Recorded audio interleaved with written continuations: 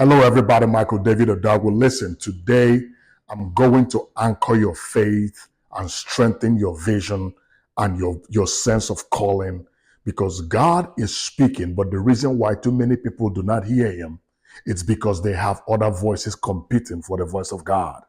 But today you may be in a position where you lack clarity, you feel like you lack purpose, and God has called you to great things, but you don't even know where to start.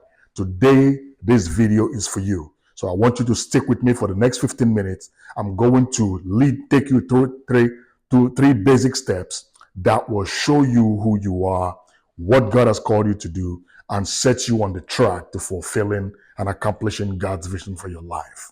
Are you listening to me? Okay, let's go with it. First and foremost, here's what I want you to understand. See, God has called you for such a time as this for a specific reason. There's a specific assignment that God has called you on earth to accomplish. So when you were born, when you came out of your mother's womb, you were not an accident going somewhere to happen. There's a reason you were sent to planet Earth. See, there's no such thing as a person without a destiny.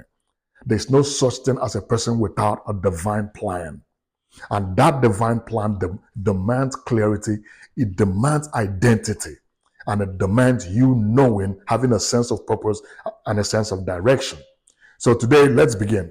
The first point I want you to see, and I want you to understand this. If you like, go ahead and take notes. But the first point I want you to understand is the fact that God will not call you until he has first clarified your identity, your sense of purpose. Who are you? That is the question. The question you will ask yourself is always the question of identity. Who am I? Who are you? Because it's not activity, it's identity that determines your impact and determines your ability to finish strong and to achieve success in what God has called you to do. It's not activity, it's identity.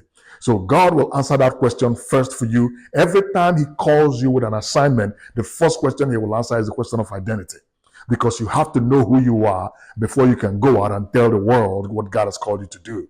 Are you listening to me now? In fact, before you can bless anybody, you first have to bless yourself. You have to understand your own self and be anchored in your identity and in your own sense of being and your own sense of calling and purpose. Now, watch this. Jesus, for example, of course, we have to use Jesus because he's the ultimate example. Jesus did not even begin his ministry. He did not start preaching until he first went to be baptized in the Jordan Valley by John the Baptist. And what happened? Watch this. When he arrived at the Jordan Valley, what happened? This is my beloved son in whom I am well pleased. Identity. He had not preached a sermon. He had not healed any sick person. He had not performed a miracle. First, because ministry does not begin with activity. It begins with identity. So your destiny you don't fulfill your destiny based on what you do. It's based on who you are. This is important. So Jesus understood this. He had to first have his identity anchored in God, in who he is. So that when he went out there and faced the devil and faced the skeptics and faced the hostile crowds, when he went out there and basically challenged the order of his day, he knew who he was. He understood the assignment. He knew what he was called to do, and he knew who he was in God. So also, you must understand that the very first thing that must be anchored is your identity. For example, I'll give you another example. Look at Gideon in the book of Judges. Gideon was from a tribe, very small tribe in Israel. Bible said that he was harvesting his crops so that he can hide it from the invading army. But look at this. An angel appeared to Gideon and said to him, Gideon, you are a mighty man of valor. Identity. Gideon was shocked because up until then, nobody has spoken to him like that. I mean, I can imagine Gideon, he turned around and, looked like, are you talking to me or are you talking to somebody else? Watch this. Identity before activity. Gideon had to be told who he was, because clearly nobody has ever told him he was a mighty man of valor. Of course, clearly they told him he was from the smallest tribe in Israel. His father was he was from the smallest family in Israel. His father was from the smallest clan in Israel. So he had all these negatives stacked up against him in his mind. It's just like you and me. See, you don't start out with anybody giving you affirmation or giving you, stuff that will boost, giving you words or encouragement that boosts your sense of being. No. Most times people will tell you you cannot do it. And a lot of times, unfortunately, it's people that you love or people you're related with or people you are close to. They'll tell you you cannot do it. They'll remind you of things you cannot do, your past failures and your weaknesses and everything. But see, God will always come in to strengthen your sense of being, your sense of identity, because he knows that the level of your impact, the power of your impact, your ability to fulfill the assignment for which he called you will not be dependent on your activity. It will be anchored in who you are. So the first thing he will do for you is the first thing he did for Adam. He will tell you exactly who you are. The Bible said that man was made in the image of God. The first thing God gave humans was image, identity. So today, I want you to know who you are. That's why the Bible tells us in the book of Romans, it says, do not conform yourself to this world. Do not be conformed to this world, to this age, to this current system of things, but be transformed. Wow. By the renewing of your mind. So this video you are watching right now, the purpose of this video is to renew your mind so that you will be anchored in your true identity, not in who the world has defined you to be, not even in who your parents defined you to be. Because a lot of people did not get positive affirmations from their parents growing up. Maybe they told you all the things you couldn't do. Maybe friends and relatives have discouraged you and have pointed out your weaknesses, your flaws, and your failures. But today, I am sent here as a voice to let you know that you are a child of God. You are a son or a daughter of the great King. You are called for such a time as this to do great things, to impact your generation, to birth changes, to bring about extraordinary things in our day. You are the person that God has called. No one else has your unique assignment. You are the person that God has called for this time, for this purpose, to do the job. And I want you to rise up and begin to express and begin to declare that you are the man and that you are able to do what God has called you to do. Are you listening to this? Number two, here's the other thing I want you to say, that God will clarify your calling to obedience. Watch this. A lot of times, and here's the problem, a lot of times too many Christians want to know the entire step before they proceed, before they begin. No, it doesn't work like that. People want to know the entire step. See, they want a 10-year plan in order to obey a 10-minute instruction. It doesn't work like that. When God has called you, when you know that you're called, you're not just called to live and die, that you are called to make a mark in our generation. When you know that there's a plan for your life, that you are predestined for a purpose. When you understand that, watch this. The next thing you will do is understand the power of movement, the power of taking the first step, the power of going. Because the secret of growing is going. See, notice Abraham, and that I love the story of Abraham in the Bible. It begins in the book of Genesis chapter 12. See, the Bible said that God had said to Abraham, go out of your father's house, leave everything you know, go out of your family house, leave your relatives and everything you know behind, leave the familiar, and go to a place that I will show you. Notice he did not even give Abraham the destination, because that's how God operates. He wants you. Faith demands that you step out without knowing. I'm going to say it again. Faith demands that you step out without knowing. Because God is going to lead. God is a God of faith. He's going to lead you in faith. He wants to know that you trust him fully to bring you to your expected end. He wants to know that you will trust him for provision. You will trust him for protection. You will trust him for everything that you need to become who he has called you to be. God is a God of purpose. He's a God of plans. He's a God of predestination. But at the same time, he wants you to know. He wants to know that your faith is not going to be based on your ability or in your intellectual capacity.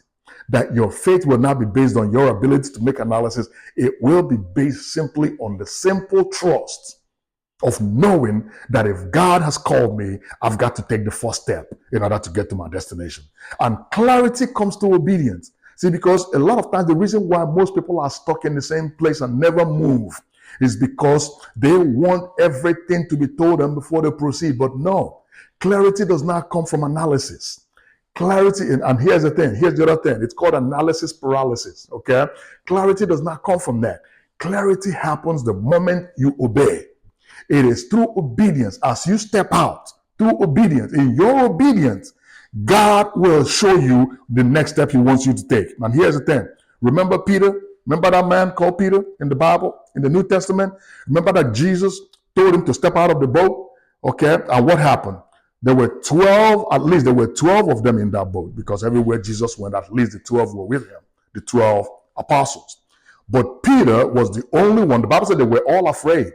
But Peter said, Lord, if that is you walking on that water, I want you to bid me to come. In other words, Peter, that was an offer Peter made to Jesus. He says, if this is truly you, then challenge me, ask me to come.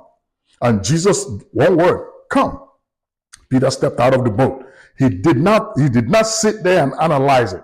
See, all the rest of them were going, they were looking at the waves and looking at the wind and, trying to debate what to do next. But Peter stepped out and he walked on water. Now, let me tell you something about doing the impossible. He said, you don't do the impossible until you step out.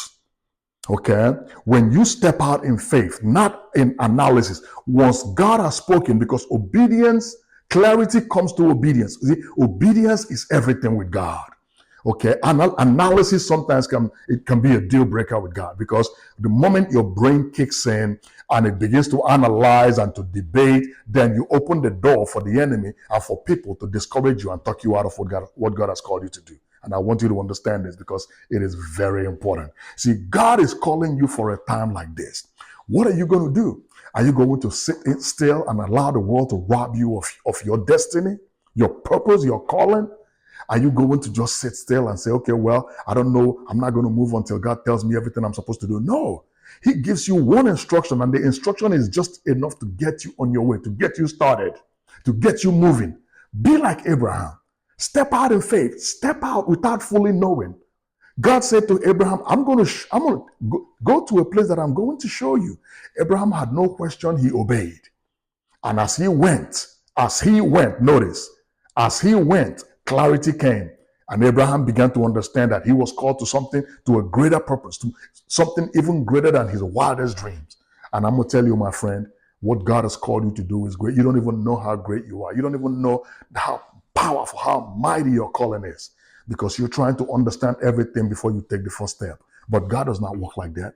God wants you today, as you're hearing this word, let this be your marching orders. Let this be your motivator. Let this put fuel in your tank. Let this be the stuff that gets you up your feet and gets you on the path to your destination. Now, I'm going to give you the final point, and here is the final point. Now, vision grows in quiet places. Vision grows in quiet places. Vision does not grow. Vision does not grow in a noisy environment. Vision does not grow when things are competing for your attention. Vision does not grow when you spend insane amounts of time on things that are completely unproductive. Vision does not grow when you scroll endlessly. It doesn't grow when you have all these other voices competing and you have enough to deal with already. You have a job, your family, if you have kids like I do, there's already enough to keep you occupied, to keep you distracted. But see, vision, the discipline of accomplishing your purpose, the discipline of destiny, that's what I call it. The discipline of destiny demands that you find your quiet place, because vision grows in the quiet places. Your destiny becomes clearer when you seek a solitary place, a place of quietness where you can hear God. Now, think of this. Here was Elijah. He had just called down fire from heaven to consume the sacrifice. You can read it all in the book of Kings, okay, First Kings. Elijah had just called fire down from heaven. He had done all these miracles. He had established the worship of the true God. But watch this. Elijah did not even, he still left that environment discouraged. The Bible said that he was discouraged. He told God, he said, go ahead and kill me. I'm not better than my predecessors. Why? Because after doing all those things, he still lacked clarity, because he's yet to go back to his quiet place. But the Bible said, thank God, he was led to the mountain of God, Mount Horeb. The same place, watch this, the same place that Moses saw the burning bush, the same place Moses heard God. Elijah was led to that same spot. And the Bible said that God spoke to Elijah in the still, small voice. It is in the stillness that you hear God. It's in quietness. The Bible said that in quietness and confidence shall be your strength. It's not in the noise. God is not in the noise. God is in the stillness, in the quietness, in the inner recess of your heart. When you shut down every other voice and find a quiet and solitary place where you can spend time with God, that's when he speaks to you and clarifies your vision. That's when he shows you your destiny. That's when he shows you who you truly are and what you can do, because he has called you for such a time as this. Don't be like the people that go around in the world with no purpose, with no sense of identity, with no sense of destiny. God is calling you to do great things. And that is what he has sent me here to tell you, so that you will arise, rouse yourself from sleep like a mighty man, and set out there and possess your inheritance, because this is your time. And I'm here to make sure that you get the message. My name is Michael David Odago. I will be here to at least 3 times every week to encourage you and to motivate you and to teach you and to give you the steps that you need to go from where you are right now to where God has called you to be. Go ahead and subscribe to this message. Hit the subscribe to this channel. Go ahead and listen to this message again. It's just a 15-minute message, 16 minutes by the clock. I believe it will bless you again and again and again. Until I speak to you again, be blessed, and I'll talk to you shortly.